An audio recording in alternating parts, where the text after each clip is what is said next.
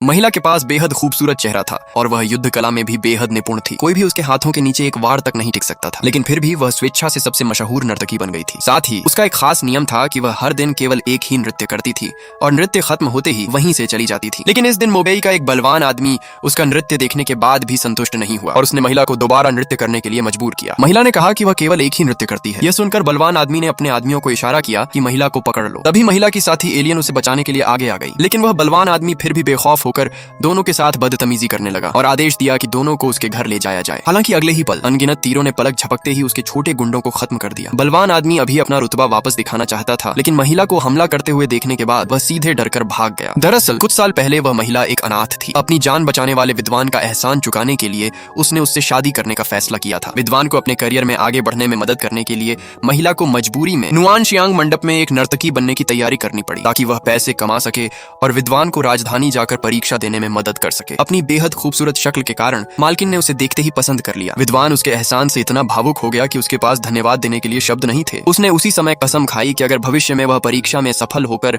ऊंचे पद पर पहुंचा तो वह धूमधाम से और 10 ली तक फैले लाल शादी के सामान के साथ उसे अपनी पत्नी बनाकर ले जाएगा। बाद में महिला हर दिन नुआनशियांग मंडप में नृत्य करती रही। संयोग से उसे एक महान गुरु की मदद मिली, जिसने उसे ऐसी अद्भुत शक्तियां सिखाई कि उसकी कला लगभग आसमान छूने लगी। महिला ने लिंगयुआन मंडप भी बनाया, जो विशेष रूप से दुष्टों को दंडित करने और न्याय दिलाने के लिए समर्पित था। उसका इरादा था कि विद्वान से शादी करने के बाद वह सब कुछ छोड़कर एक सामान्य पारिवारिक जीवन जिएगी, लेकिन दुनिया में चीजें हमेशा उम्मीद के मुताबिक नहीं होती। 3 साल बाद विद्वान परीक्षा में तीसरे स्थान पर सफल होकर सम्मान और प्रतिष्ठा के साथ घर लौटा, लेकिन अपने भविष्य के लिए उसने राजस्व विभाग के अधिकारी की बेटी से संबंध बना लिया। महिला उससे